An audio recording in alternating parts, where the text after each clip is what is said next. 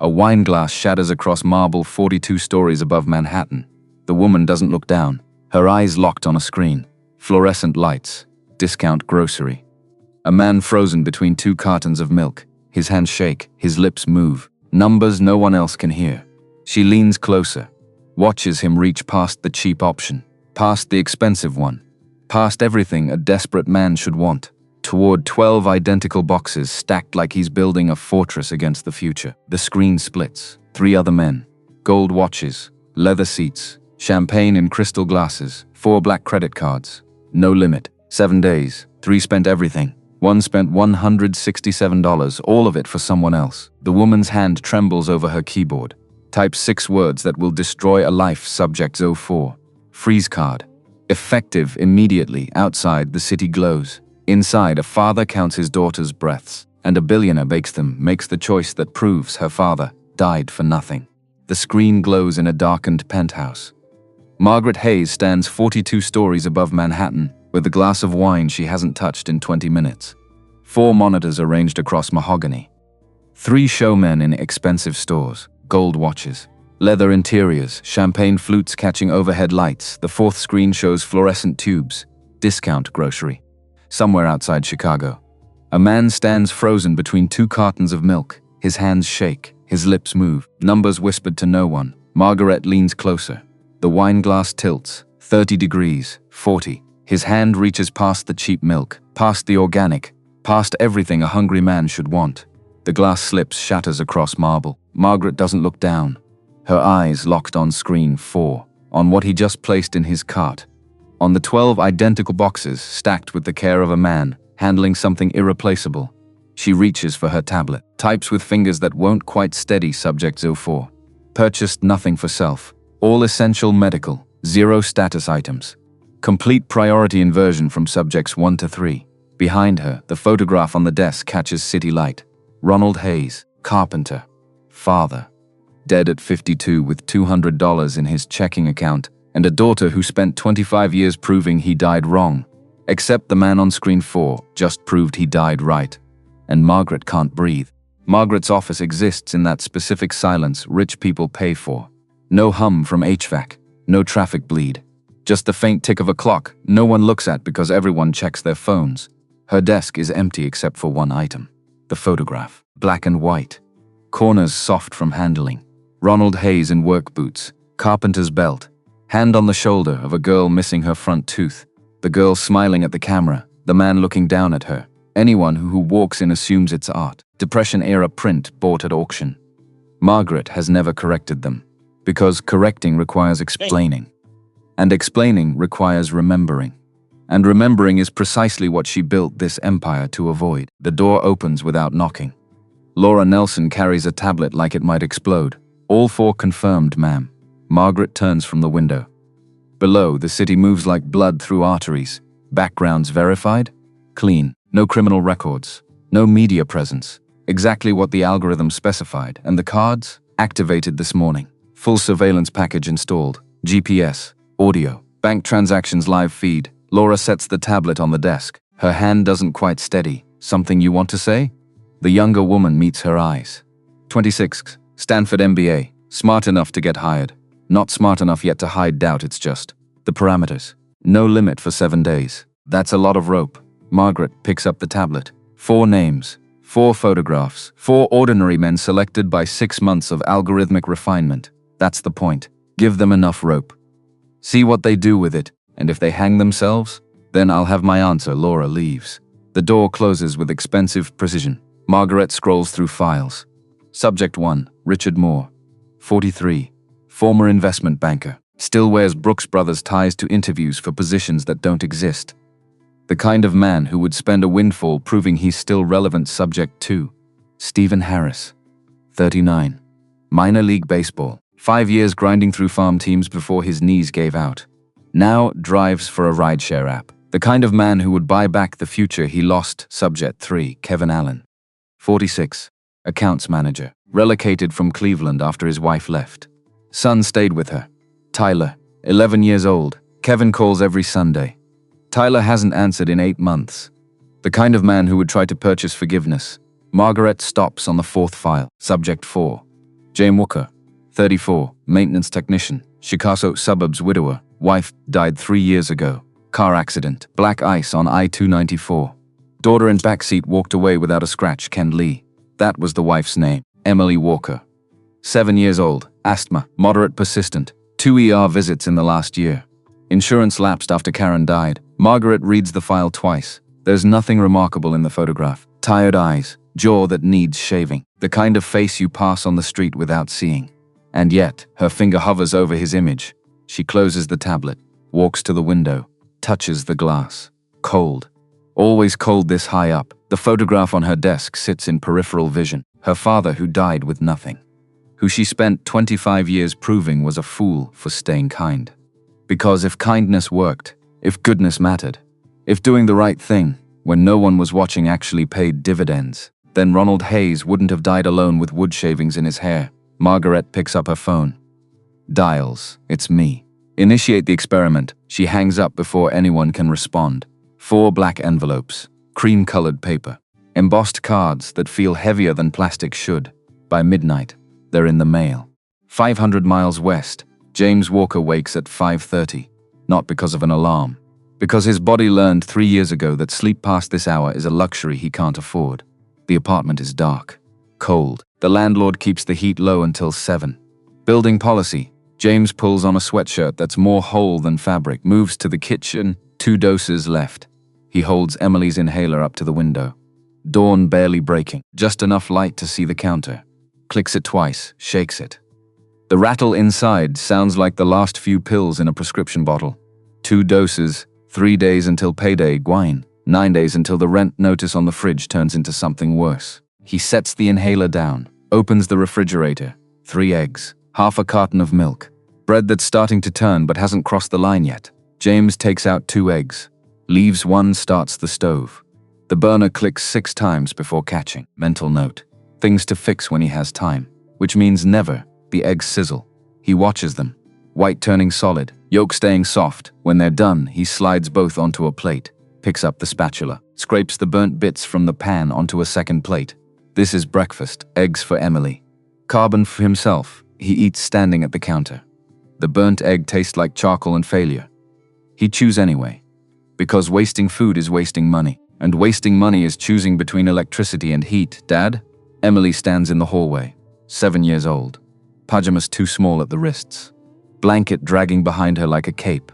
In one hand, her notebook. Constellations drawn in colored pencil. Orion, Cassiopeia. 3 she invented herself. In her other hand, a pebble. I found another meteorite. She climbs onto the chair across from him. Sets the rock on the table next to an envelope. James hasn't opened yet. Black, expensive looking. Arrived yesterday. Probably a credit card offer. Emily doesn't notice the envelope. She's examining her pebble. Gray. Smooth. Pulled from the parking lot where she spends recess looking at ground instead of sky. This one came from the Perseids. James picks it up. Turns it in weak kitchen light. Identical to the 46 other pebbles in the jar on her windowsill. Gravel. Rain-washed. Ordinary. Definitely a meteorite. You can still feel the heat from entry. She beams. Then her face changes. The smile cracks. Her chest pulls in. Once. Twice the wheeze starts before he can move. James already has the inhaler. Muscle memory. 3 years of listening for the sound in his sleep. He shakes it. 1 puff. Cloud of medicine disappearing into her lungs. She breathes. In. Out. The whistle fades. The counter clicks down. 1 dose remaining. Emily doesn't notice. She's already smiling again. 7 years old. Young enough to believe her father can fix anything. You didn't eat the eggs. James looks at his plate. The burnt scraps are gone. I ate. That's what you said yesterday. Had a big lunch. She gives him the look. Patient suspicion of a child who's been keeping track longer than he realized. Her eyes are Karen's eyes. Brown. Too perceptive, Dad. Why do you always eat the ugly part? He doesn't have an answer that won't break something between them. So he reaches across the table.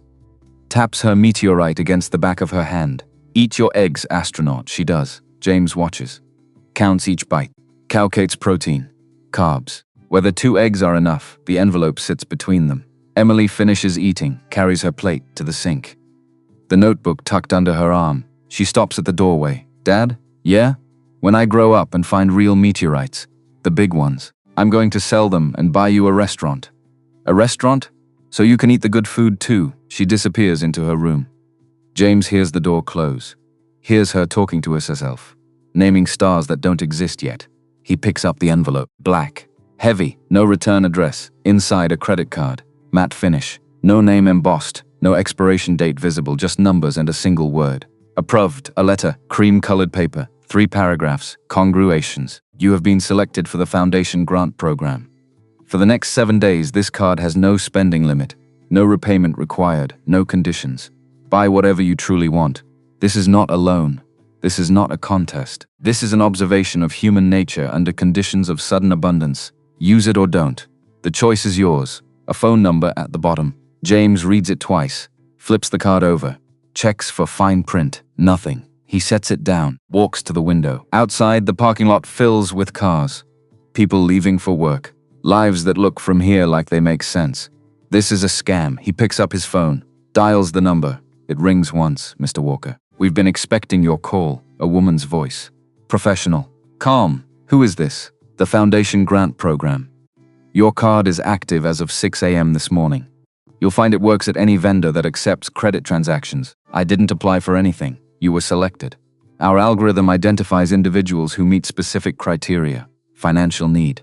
Lack of public profile. Strong community ties. You qualified? James walks to the kitchen. Picks up the card. It feels real. The weight. The texture. What's the catch? No catch, Mr. Walker. Spend what you want. Keep what you buy. At the end of 7 days, the card deactivates. That's all. And then what? And then nothing. We study the data. You keep your purchases. The transaction ends. You're telling me I can buy anything for 7 days. Yes. Why? Pause. Just long enough to feel deliberate, because we want to see what you'll do. James hangs up, sets the phone down, stares at the card. He puts the card in his wallet, behind his debit card, behind the insurance card that expired 6 months ago. Tells himself he won't use it. Emily coughs from her room. Not the wheeze, just a cough. But James's hand still moves toward the inhaler on the counter. 1 dose left. Prescription costs $340 without insurance. He has $94 in checking. Payday is 4 days away. $680. Rent is $980. The card sits in his wallet like a bomb. James closes his wallet, goes to work. In Manhattan, Richard Moore wakes in a studio apartment that still smells like divorce. 2 years gone and he can still detect her perfume in the walls. His phone buzzes. Text from a number he doesn't recognize. Your card is active. 7 days. No limit. Enjoy. Richard checks his wallet. There it is. Black. Embossed. Heavier than his old Amex. By 10 a.m. he's on Madison Avenue. By 10:30 he's in a watch boutique. I'd like to see the Patek Philippe. The sales associate looks at him, measures him, sees the suit, sees the shine worn off the shoes. Makes a calculation. The Nautilus starts at $60,000. Richard pulls out the black card. Sets it on glass. I'll take it. Across town, Stephen Harris is already in a Porsche dealership. He's been here before. 3 times in the last year. Each time pretending he's ready to buy. Today he's not pretending. The Cayenne S. I want it in black. The salesman doesn't blink. That's a $95,000 vehicle. I know what it costs. We can put you in a lease. I'm not leasing. I'm buying. Stephen hands over the card. The salesman swipes it. Waits for the denial approved. The salesman's posture changes. How soon can you take delivery? Today in Chicago, Kevin Allen sits alone in a restaurant. Table for 1. Bottle of wine on the way. $800 the card. Worked. He's already spent $8,400 this morning. Tag Heuer. Automatic. The kind of watch his ex-wife used to hint about before she stopped hinting and started packing. Kevin adjusts the band. Too tight.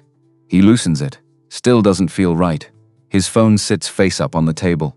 Tyler's contact photo staring at him. School picture from 2 years ago. Kevin picks up the phone. Thumb hovering. He presses call. It rings. Rings voicemail. Hey Tyler. It's Dad. Just wanted to. I was thinking about you and call me back when you get a chance, okay? Love you. He hangs up. Sets the phone face down. The wine arrives. Kevin doesn't taste it. Just drinks. In her office, Margaret watches all 3 feeds at once. Richard trying on a $60,000 watch. Stephen signing papers for a car. Kevin drinking alone while his son's voicemail plays. Predictable. She swipes to the 4th screen. Blank James Walker. 0 purchases. 7 hours. Since card activation. Margaret leans back. Picks up her wine. He's smarter than the others. Or more afraid. Either way he'll break. They always break. James doesn't touch the card until the second day, carries it in his wallet to work. A building on the south side, 42 units he's. Half vacant, lunch break. James sits in his truck, engine off. Saving gas, takes out the card, stares at it. He starts to dial the bank. Reported as fraud, stops. But what if it's real? Emily coughed again this morning, not the wheeze, not yet. But close, the sound that comes before the wheeze. One dose left in the inhaler. James puts the card back, finishes his sandwich. Returns to work. After shift, he drives past a jewelry store. Slows. Doesn't stop. Just looks. In the window at a display. Rings, watches, a necklace on velvet. Simple, gold. The kind Karen used to pause in front of when they'd walk past stores they couldn't afford. James pulls into the parking lot. Turns off the engine, sits. 5 minutes. 10, a security guard comes out. Taps on the window. "You need help, sir?" James starts the engine. Drives away. At home, Emily is with Patricia, their neighbor. 54, widow, nurse at county. She watches Emily after school when James's shift runs late. Refuses payment. She had a cough around 3. Gave her the inhaler. Just one puff. She's fine now, Patricia says it casual. But her eyes stay on James an extra second. Nurse eyes. Thanks, Patricia. After she leaves, James checks the inhaler. Shakes it. The counter still shows 1 dose, but the rattle is gone. He sits on the edge of Emily's bed. She's asleep. The notebook open on her chest, a new constellation. She's named it Dad's Star. James watches her breathe. Listens for the whistle. She breathes steady, for now. He walks to the kitchen. Opens the drawer. The prescription is there. Folded so many times the creases have torn through. Albuterol sulfate HFA. 90 refillers needed, cost without insurance, $340. James folds it again, puts it back. The black card is still in his wallet on the counter. He picks up his keys. The discount grocery keeps its lights on all night. James walks the aisles slowly. Cart in front of him. Card in his front pocket. Fluorescent tubes hum overhead. He passes cereal. The name brand boxes Emily asks for that he always says no to. Passes coffee. The brand Karen used to buy. French roast. He hasn't brought it into the house in 3 years. He stops at the dairy aisle. 2 milks. Side-by-side Jarek. $2.89. The one he always buys. Organic. $5.49. Star-shaped cap. When Emily was 4, she used to point at it. The star. Before she knew stars were celestial bodies. When stars were just shapes that meant special. That one. Daddy. The one with the star. And James would say what poor parents say. That's for special occasions. There haven't been special occasions since Karen's funeral. James stands between the 2 cartons. His hand reaches for the generic. Stops, reaches for the organic. Stops. $2.60 difference. Times 4 weeks is $10.40. Times 12 months is $124.80. His lips move. Numbers whispered to fluorescent lights. In Manhattan, Margaret watches. Wineglass between fingers. Leaning toward the screen.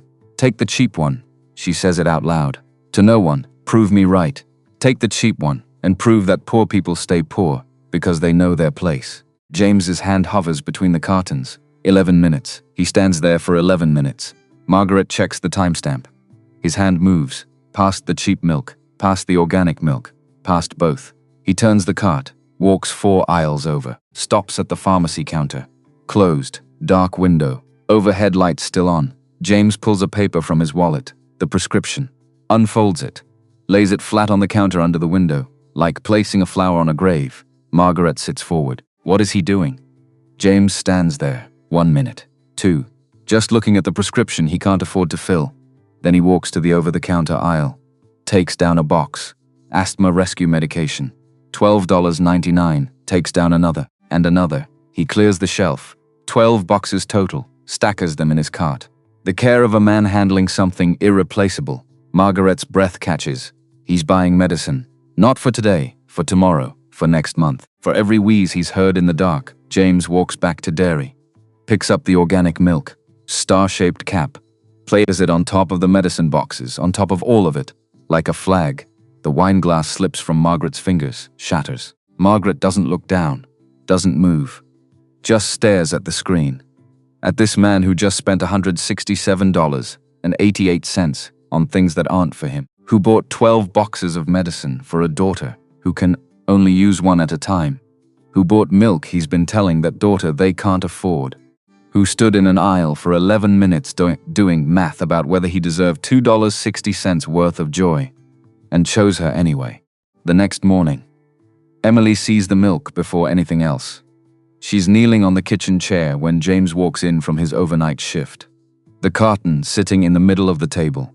Star-shaped cap pointed at her like something celestial. She doesn't ask where it came from, just reaches out, touches the cap with one finger. Draws her hand back like she's been caught. Is it for a special occasion? James sets his keys on the counter.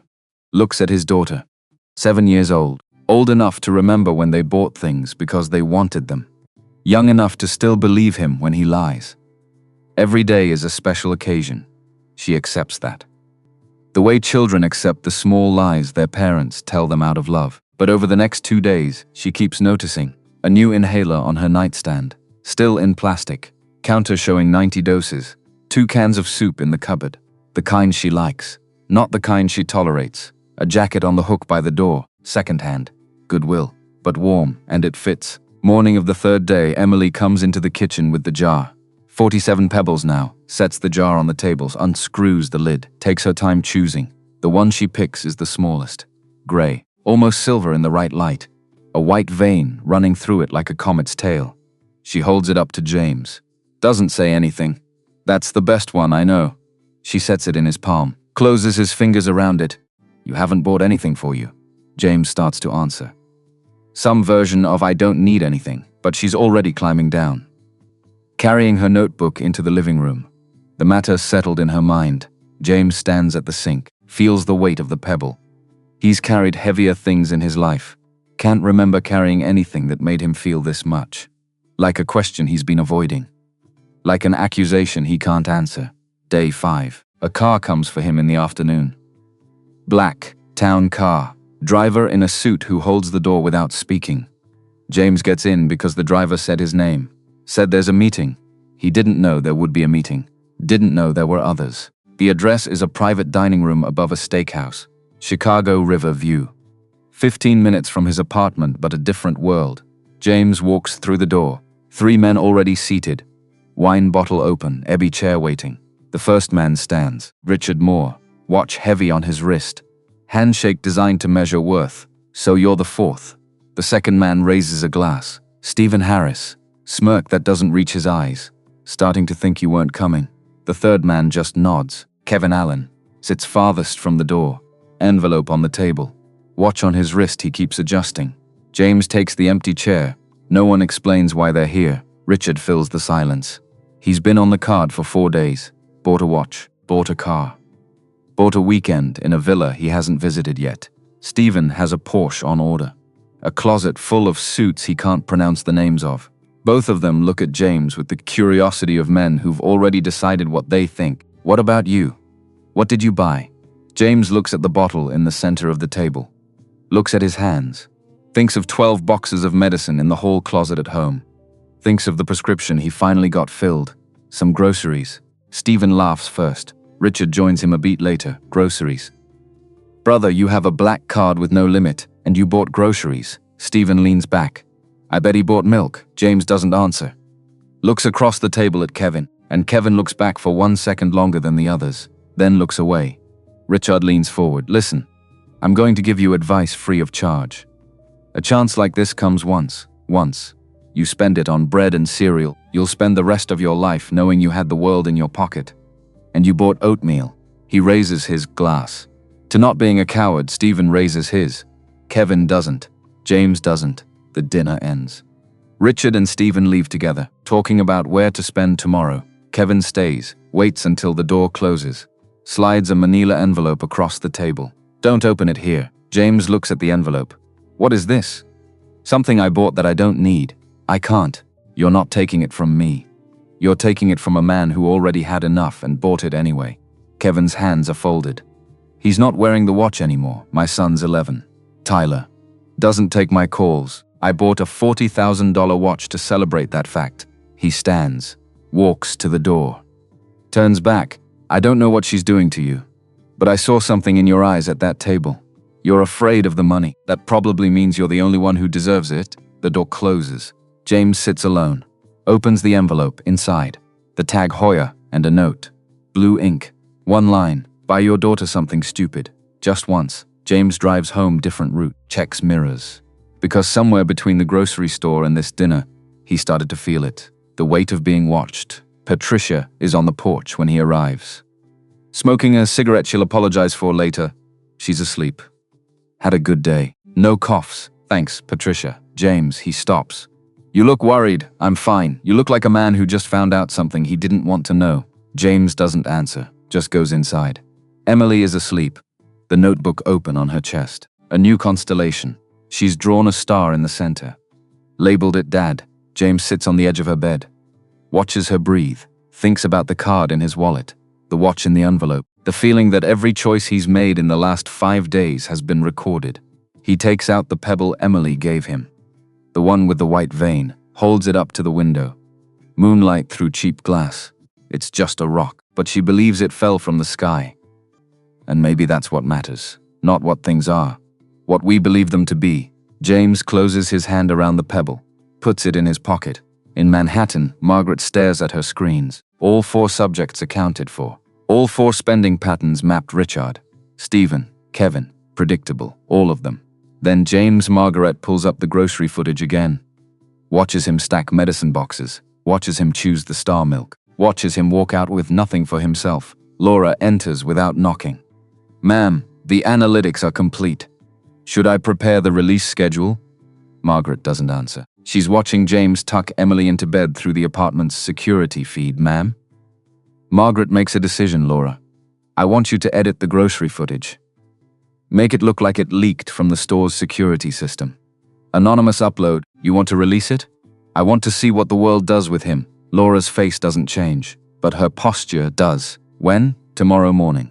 6 a.m. and if then I'll have my answer. Laura leaves. Margaret keeps watching. James whispers something to Emily. Too quiet for the audio to catch, but Margaret reads his lips. I'm sorry I can't give you the world. But I'm never going to let the world take you. Margaret turns off the screen, walks to the window. Her reflection stares back. And for the first time in 30 years, she doesn't recognize what she sees. The video goes live at 6 a.m. on day 6. No announcement, no press release. Just grainy security footage uploaded to a file-sharing site with a timestamp and a title. Man with unlimited money only buys medicine for daughter. By noon it has 2 million views. By evening it's at 10. The comments section becomes a war zone. Half the internet calls James a saint. The other half calls him a fraud, a plant, an actor performing humility for an audience he had to have known. Was watching. Margaret doesn't upload it herself.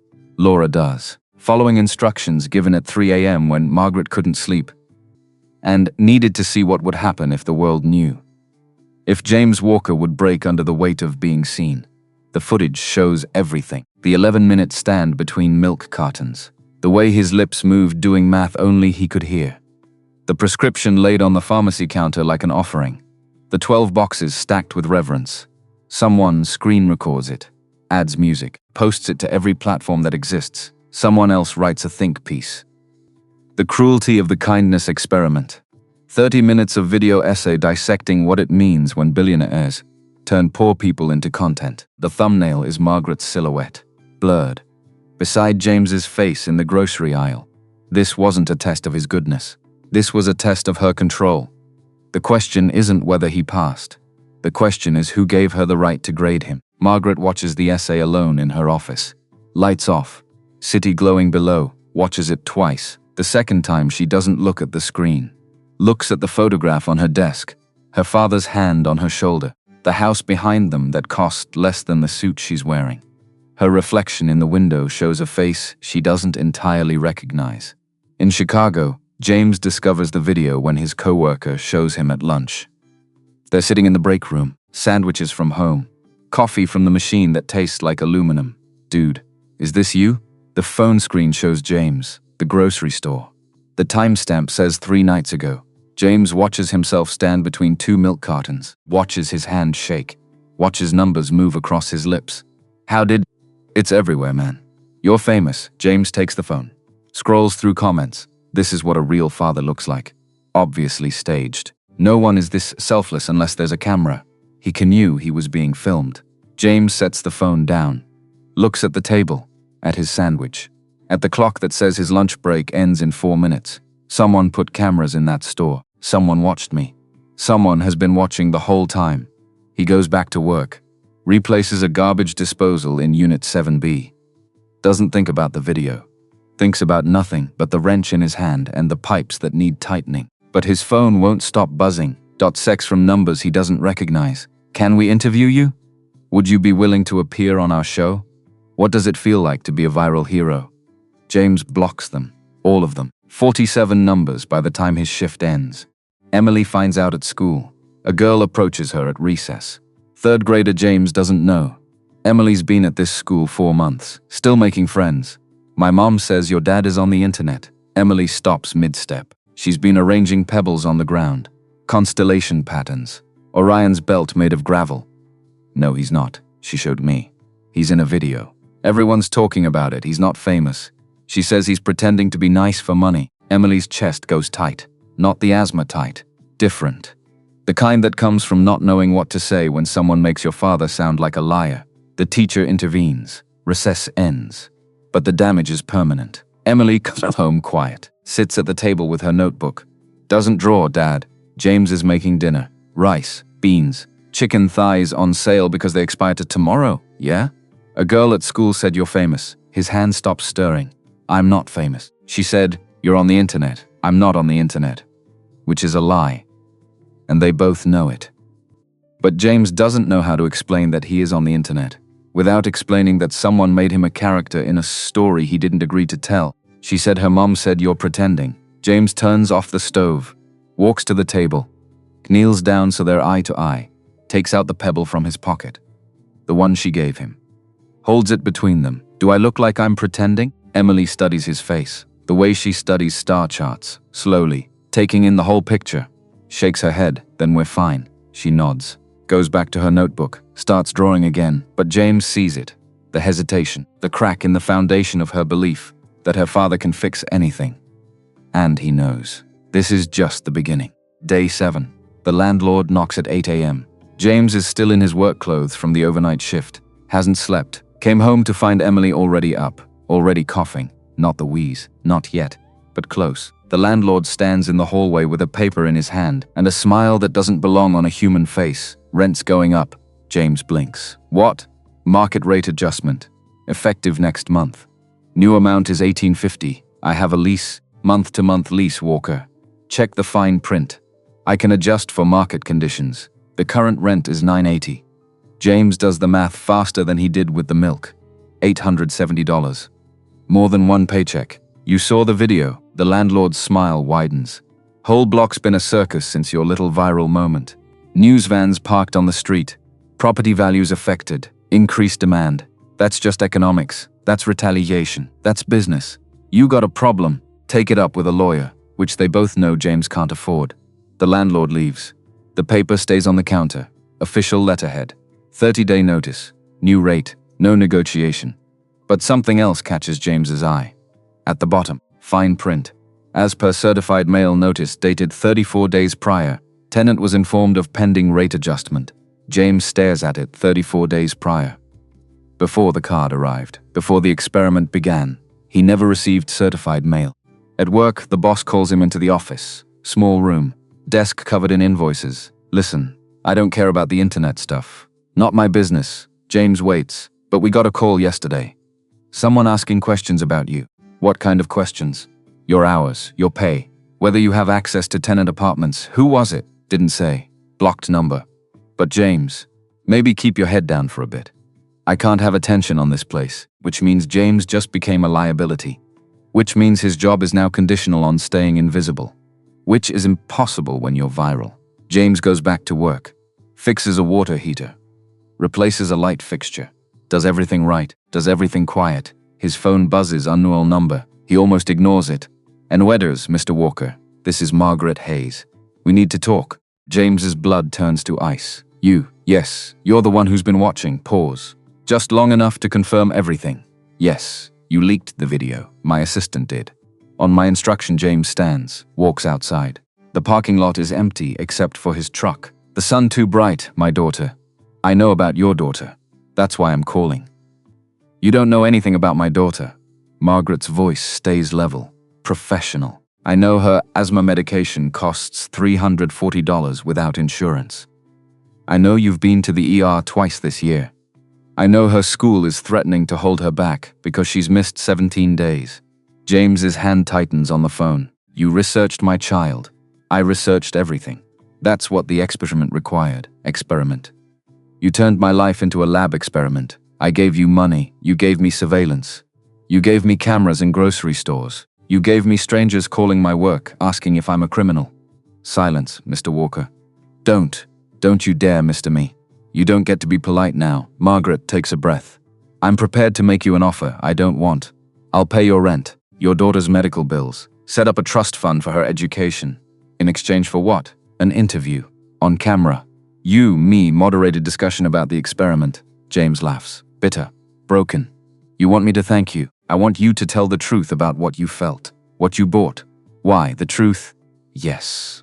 The truth is, I spent 3 days terrified that if I bought myself a cup of coffee, it would mean I loved coffee more than I loved my daughter's breathing.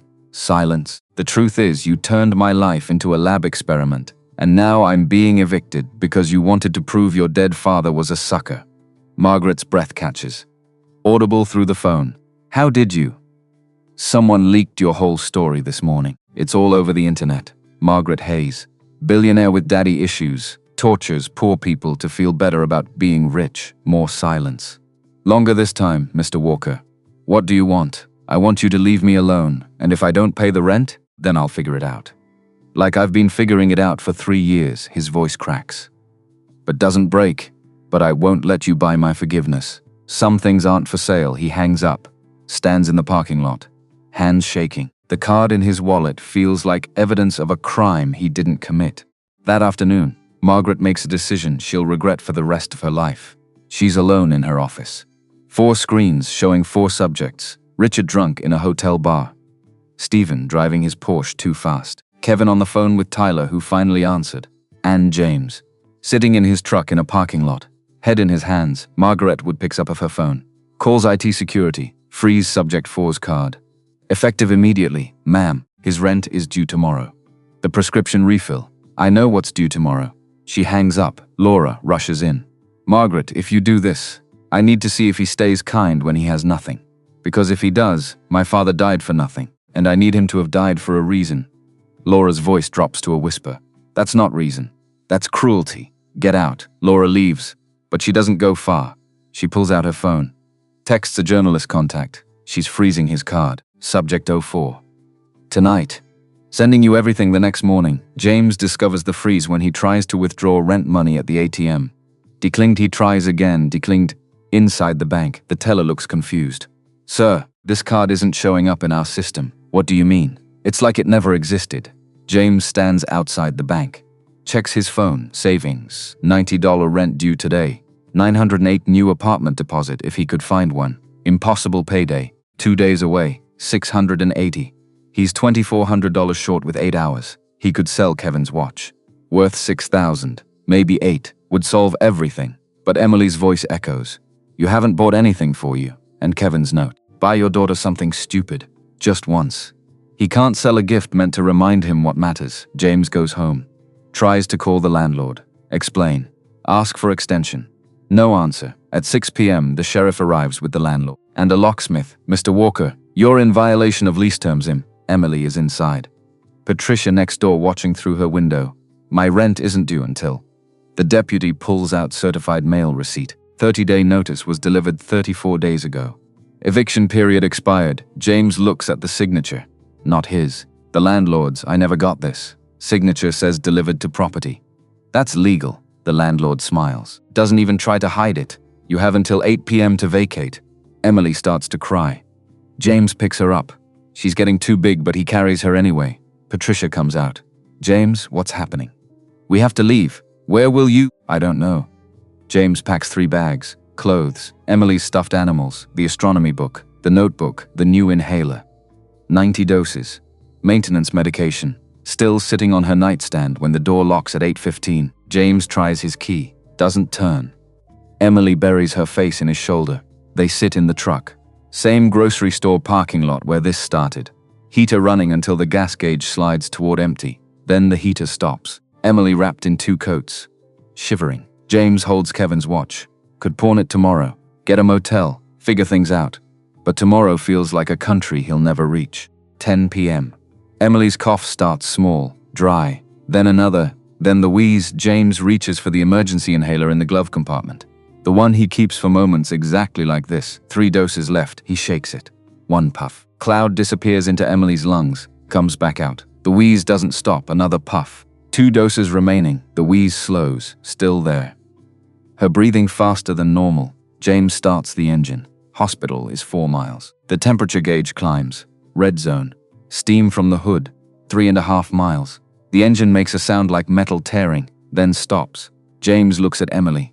Her lips starting to turn blue in the streetlight. Picks her up. Both coats. The blanket. Her notebook starts walking, highway shoulder. Cars passing. Headlights sweeping over them like searchlights. No one stops. 1/2 mile. Emily's breathing getting worse. The whistle starting. Respiratory distress. James's legs burn. His back screams. But he doesn't slow down. Just keep walking. Just keep moving. Just get her there. A full mile now. His shirt soaked with sweat despite the cold. Emily's weight shifting in his arms. She's trying to help. Trying to hold on. But her grip is weakening, Dad. Her voice so small. I know, baby. Almost there. Almost there. But they're not almost there. They're barely halfway. Headlights behind him, slowing. James turns. Blacktown car. Back window rolls down. Margaret Hayes in the back seat. No makeup. Hair pulled back. Eyes that have been crying. Get in. James shakes his head. I don't. Your daughter is in respiratory distress. Get in the car. Emily's lips are definitely blue now. Her chest pulling in wrong. The whistle becoming a struggle. James looks at his daughter. Looks at Margaret. Gets in. The car speeds toward the hospital. Margaret already on the phone. This is Margaret Hayes. I'm bringing a 7-year-old to your ER. Asthma attack. Respiratory distress. Have a team waiting. James holds Emily in his lap. Feels every breath. Counts them. 32 per minute. Should be 20, 34, 36. You knew. Margaret sets down the phone. What? You've been watching the whole time. You knew we were out there. She doesn't answer. You watched me carry my daughter for 1/2 mile. Emily makes a sound. Not a cough. Not a wheeze. Something worse. A gasp that doesn't bring air. Drive faster. The driver accelerates. Margaret's voice barely a whisper.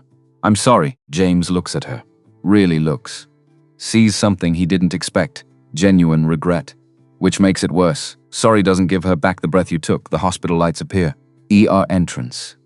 Team waiting like Margaret promised. They take Emily from his arms. Rush her through doors. Nebulizer. Oxygen v corticosteroids.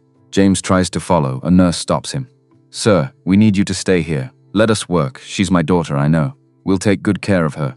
I promise. The doors close. James collapses in a waiting room chair. 45 minutes of adrenaline draining all at once. Margaret sits 2 chairs away. Close enough to speak quietly. Far enough not to crowd. Neither of them talks. 20 minutes pass. A doctor appears. Young, efficient, she's stabilizing. You got her here just in time. Another 10 minutes. Doesn't finish the sentence. Can I see her? Give us a few more minutes. We're getting her settled. The doctor leaves. James puts his head in his hands. Margaret stands. Walks toward him. Stops, James. He doesn't look up. I need to tell you something. Now he looks.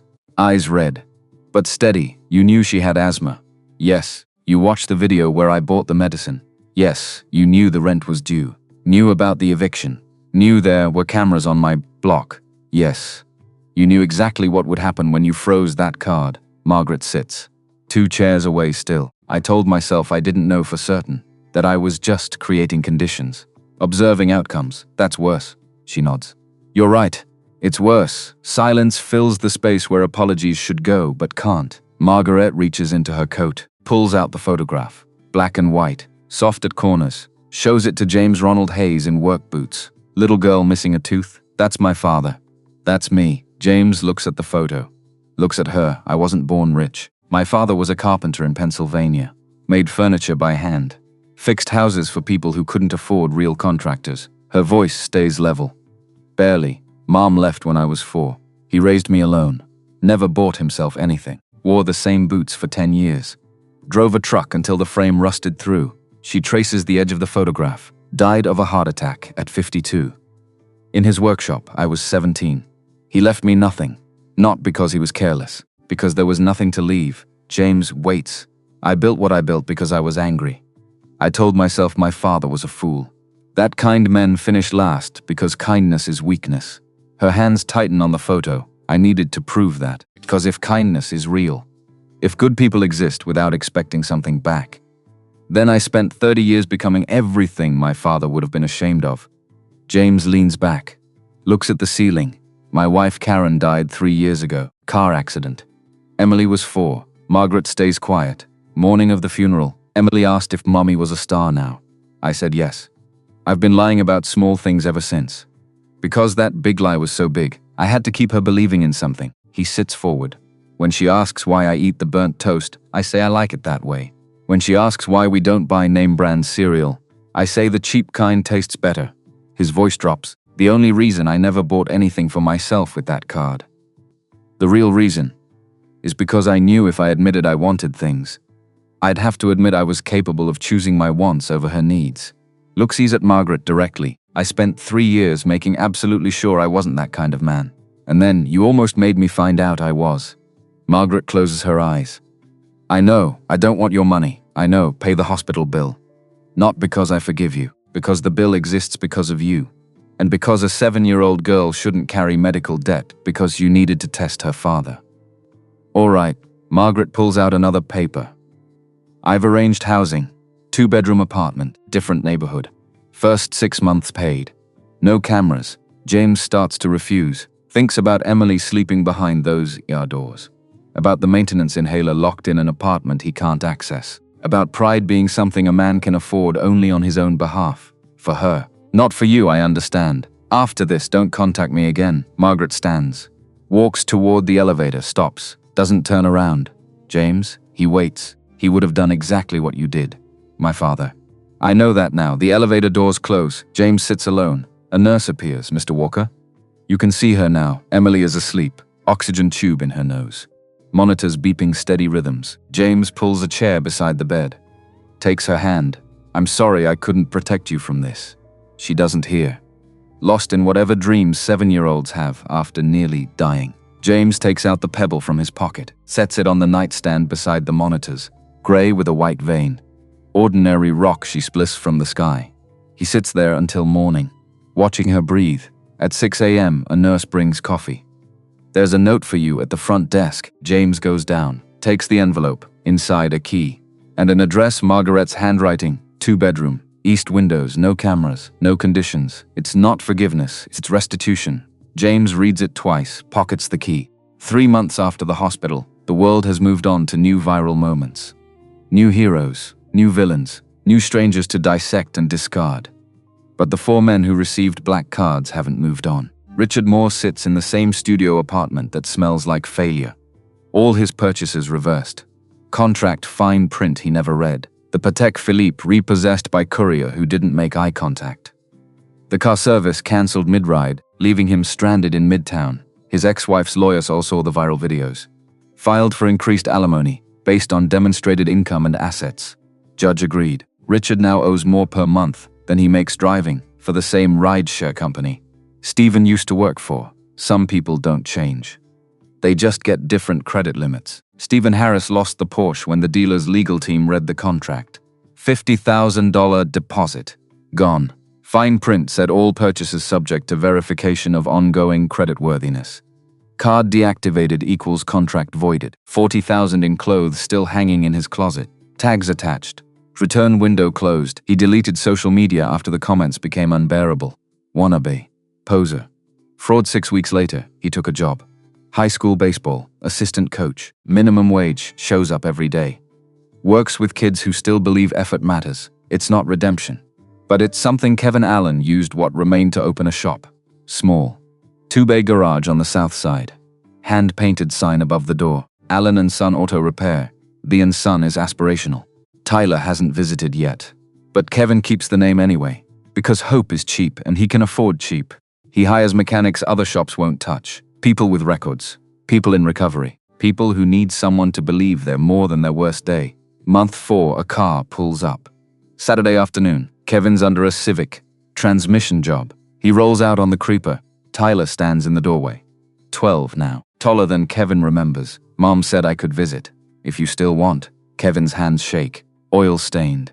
Scarred from years of work, yeah. Yeah, buddy. You want to help me with this transmission? I don't know how. I'll teach you. They work in silence for 90 minutes. Kevin pointing. Tyler learning. The language of fathers and sons spoken in torque specs and socket sizes. Tyler straightens. Wipes his hands on a rag Kevin gave him. Can I come back Saturday? Kevin turns away. Pretends to look for a tool so Tyler doesn't see his face. Any Saturday you want. One visit doesn't erase 2 years. But it's a door opening. And doors are all Kevin's been praying for. James takes the apartment because Emily needs a place to sleep that isn't a truck. 2 bedrooms, east windows, quiet neighborhood where no one knows his face. He keeps working maintenance. Different building. Different landlord. Same work. Turns down interview requests. Job offers from people who saw the videos and want to hire the viral dad.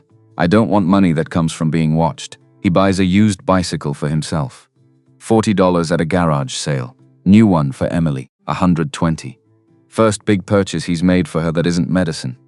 Emily's asthma stabilizes. Prescriptions filled on time. Maintenance inhaler always full. The wheeze becomes rare, then occasional, then mostly gone. Patricia still visits from the old building.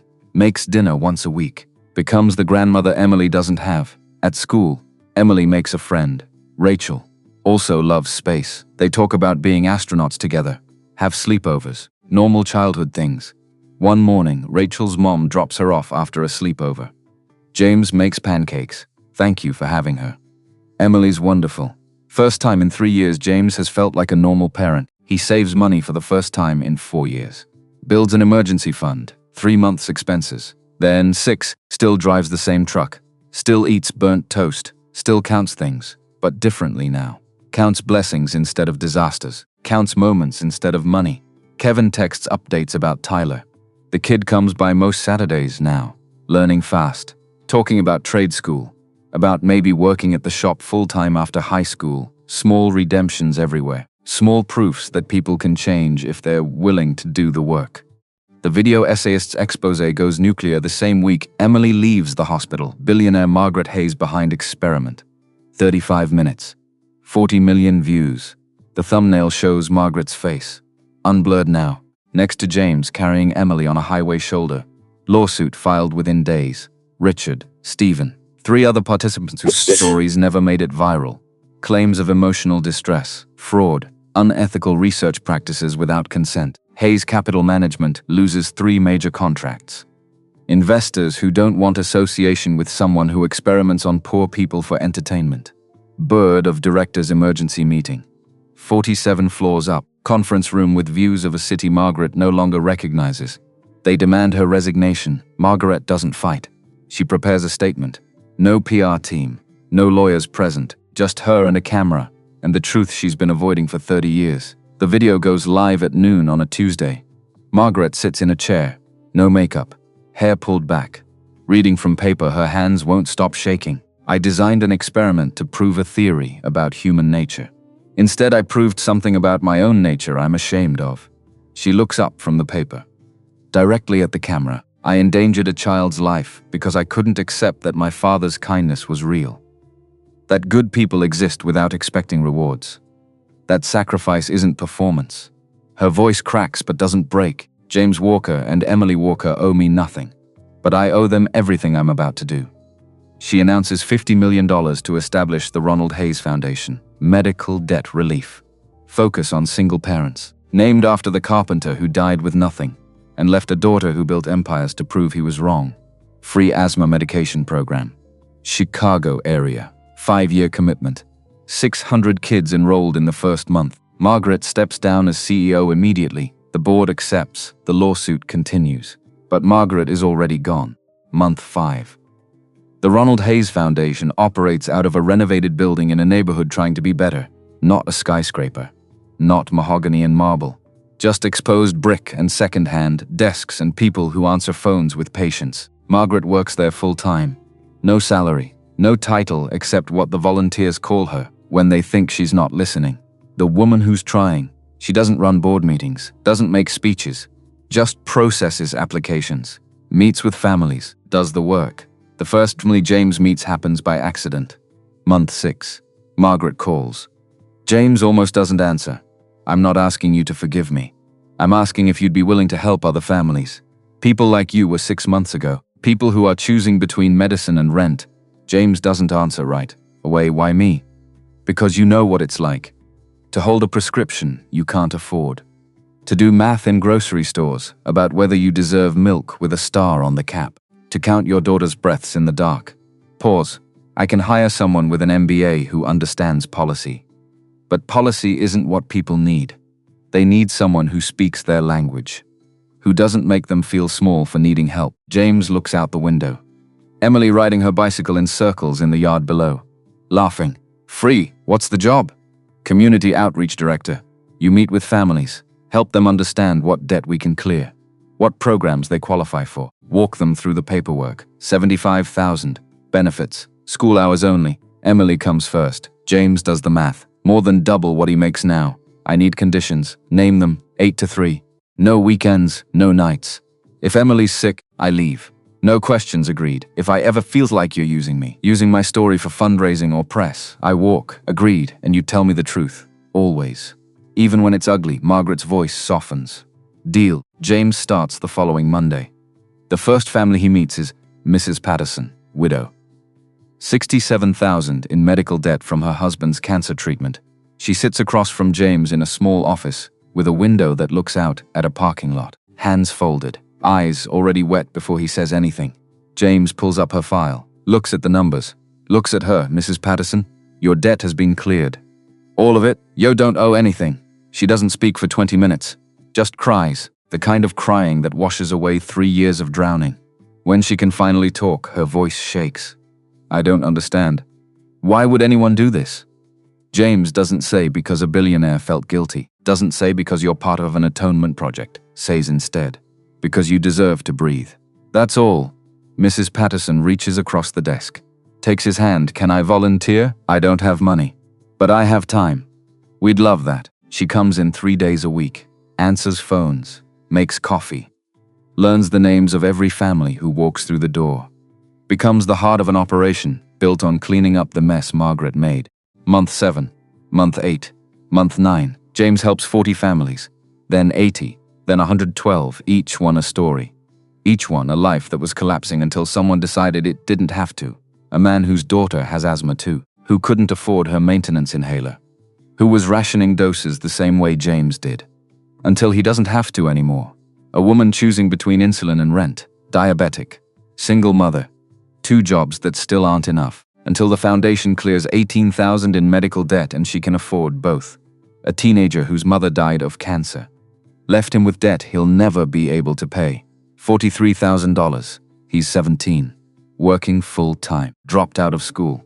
Until James sits across from him and says the words that change everything. It's gone. All of it. You don't owe anything. Go back to school. The kid doesn't believe him. Checks 3 times. Calls the hospital billing department while James waits. Puts the phone on speaker. Yes, sir, your balance is 0. Paid in full by the Ronald Hayes Foundation. The kid hangs up.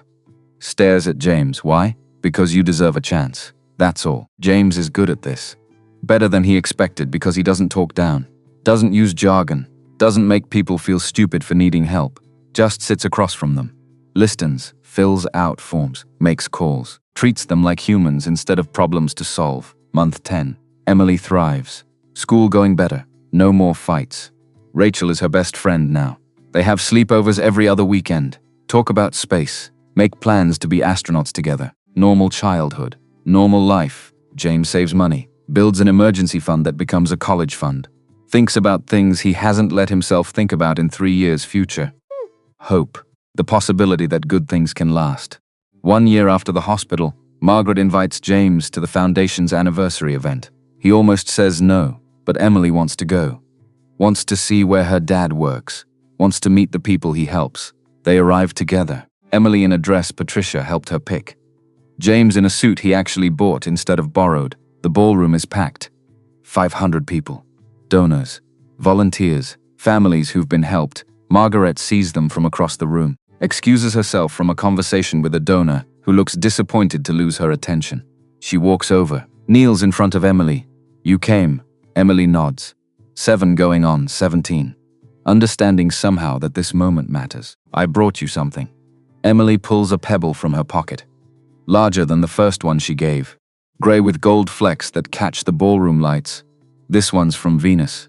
It's the brightest one. Margaret takes it, eyes filling in a way that would have been impossible a year ago. Thank you. Do you still have the other one? Every day. It's on my desk. Next to my father's picture. Emily smiles. Mission accomplished in the way only 7-year-olds can accomplish missions. Margaret stands. Looks at James. Thank you for coming. Emily wanted to, still. It means something. The speeches start. Margaret goes on stage. Talks about the year. The numbers that matter because they represent people. 1,400 families. 6.3 million in debt. Cleared. But the numbers aren't what matter.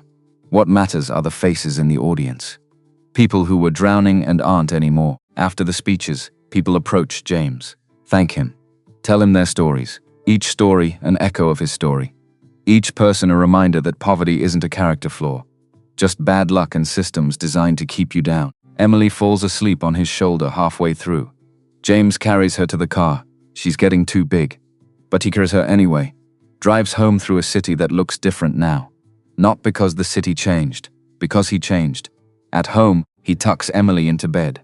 She mumbles something about Venus, about gold flecks, about Margaret keeping the pebble. James kisses her forehead, watches her breathe, still counts each breath, probably always will. He takes out the pebble from his pocket, the original one. The one with the white vein that she gave him a year ago.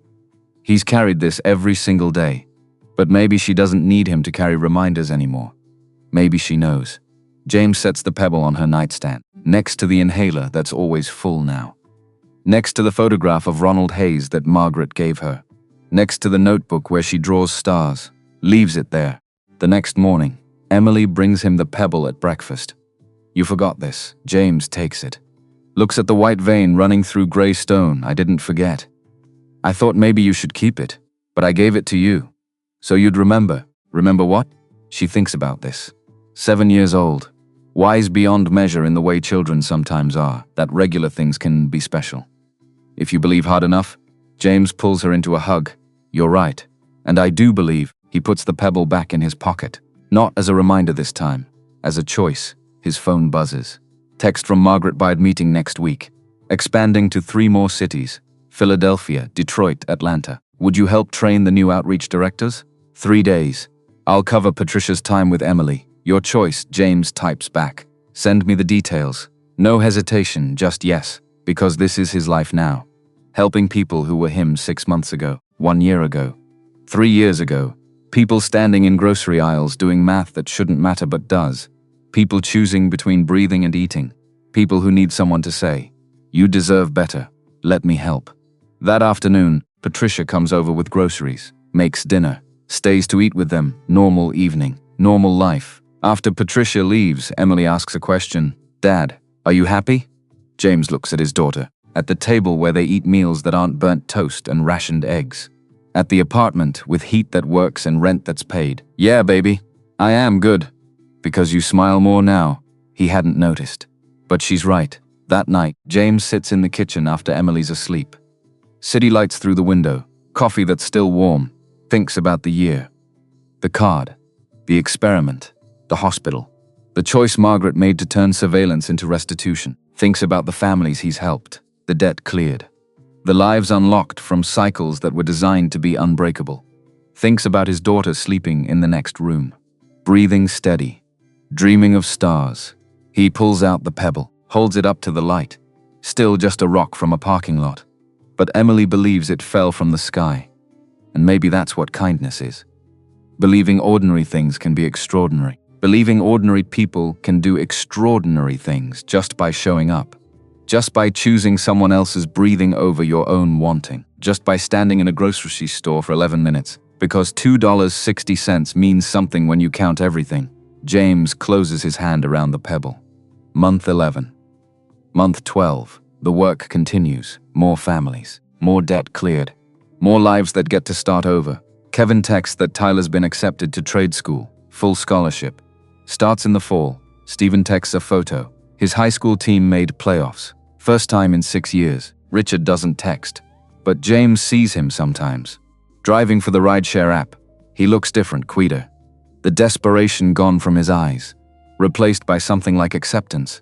Not everyone gets redemption, but everyone gets the chance to stop digging. Emily turns 8, birthday party in the apartment. Rachel and 3 other friends from school. Patricia makes a cake. Margaret sends a gift but doesn't a telescope. Small, beginner model, but real. The card says, "For seeing stars, the real ones this time." Emily sets it up that night. Points it at the sky, finds Venus first, then Jupiter, then Mars. "Dad, look. You can see the craters." James looks through the eyepiece, sees what his daughter sees. Worlds beyond their world. Possibilities beyond their parking lot. "That's amazing, astronaut. Do you think Mom can see us from up there?" James's throat tightens. "Yeah, I think she can. Do you think she's proud?" "I know she is." Emily hugs him. Goes back to the telescope. Searches for more worlds. James stands in the doorway. Watches her discover universe after universe. Thinks about Karen. About the woman who gave him this child. Who died too young. Who never got to see Emily turn into this person. Who believes in meteorites and forgives easier than adults. Thinks about Margaret. About the woman who almost destroyed them. Who's spending the rest of her life trying to deserve the lesson she learned. Thinks about himself. About the man he was a year ago. Counting doses. Eating burnt toast. Standing between 2 cartons of milk for 11 minutes. That man is still here. Still counts things. Still worries. Still carries a pebble. But that man also smiles more. Helps people. Believes that tomorrow might be better than today. That's not redemption. That's just work. Hard work. Good work. Work that matters. The next Monday, James trains the new outreach directors. Philadelphia, Detroit, Atlanta. 3 people who will do in their cities what he does in Chicago. He teaches them what Margaret taught him. What he learned from counting doses and stacking medicine boxes. The people you'll meet aren't statistics. They're not case files. They're not success stories for the annual report. They're people who are drowning. And you're throwing them a rope. Don't let go until they're safe. The 3 directors take notes. Ask questions. Learn. One of them raises her hand. What if they don't trust us? What if they think it's a scam? James thinks about the black card. About the phone call. About his own disbelief. Then you show them it's real. You sit with them. You fill out the forms. You make the calls while they listen. You don't leave until they believe. Because belief is the first thing poverty takes. And sometimes the last thing that comes back. They nod. Understanding in a way that only comes from hearing truth. After the training, Margaret finds him in the hallway. "You're good at this. I had a good teacher. I wasn't a teacher. I was a warning." James looks at her. "You were both." They stand in the hallway. 2 people who were enemies, who became something else. Not friends, but not enemies either. "How's Emily?" "Good. She loves the telescope, I'm glad." Silence. "The comfortable kind, James. I want to ask you something. But I don't want you to answer right away." "Okay, the foundation is growing faster than I expected. We needed a director of operations. Someone who understands both the mission and the people we serve. Someone the families trust. Someone the team respects." She hands him a folder. "It's a promotion. 95,000. Full benefits. You'd oversee all 4 cities. Hire the teams. Train them. Make sure we're doing this right." James takes the folder. Doesn't open it. "You'd be my boss. I'd report to you." "Yes. Why?" "Because you're better at this than I am. Because the families trust you in a way they'll never trust me. Because you know what it costs to choose medicine over milk. And that knowledge is worth more than any MBA." James holds the folder. "I'll think about it. That's all I ask." He flies home that night. Emily's asleep when he arrives. Patricia reading on the couch. "How was it?" "Good." "Productive." Patricia stands, gathers her things. She had a good day. Found 3 new constellations. Made up names for all of them. "Thank you, Patricia." Anytime, Hon. After she leaves, James sits on Emily's bed. Watches her sleep. The notebook on her nightstand. Open to a page with a new drawing. A constellation shaped like a pebble. Stars connected to form the white vein. She's labeled it. Dad's path. James traces the drawing with his finger. Thinks about paths. About the one he's been on. About the one ahead. Thinks about the choice Margaret offered. More money. More responsibility. More families helped. But also more time away from Emily. More nights like tonight. Coming home after she's asleep. He closes the notebook. Kisses Emily's forehead. Goes to his room. Opens the folder. The offer letter is there. Detailed. Professional. Everything spelled out. But there's something else. A handwritten note on Margaret's letterhead. James, I'm not offering you this job because I need you. I'm offering it because 1,200 families needed someone who understood. And you understood. And now there are cities full of people who need that same understanding. But I'm also a mother who lost time. My father worked himself to death. I spent 30 years resenting him for it. Then spent 1 year understanding why. Don't make his mistake. Don't make mine. If you take this job, take it knowing Emily comes first. Always. I'll put it in writing. In the contract. In the bylaws. But if you say no, I'll understand that too. Whatever you choose, thank you for showing me what my father knew.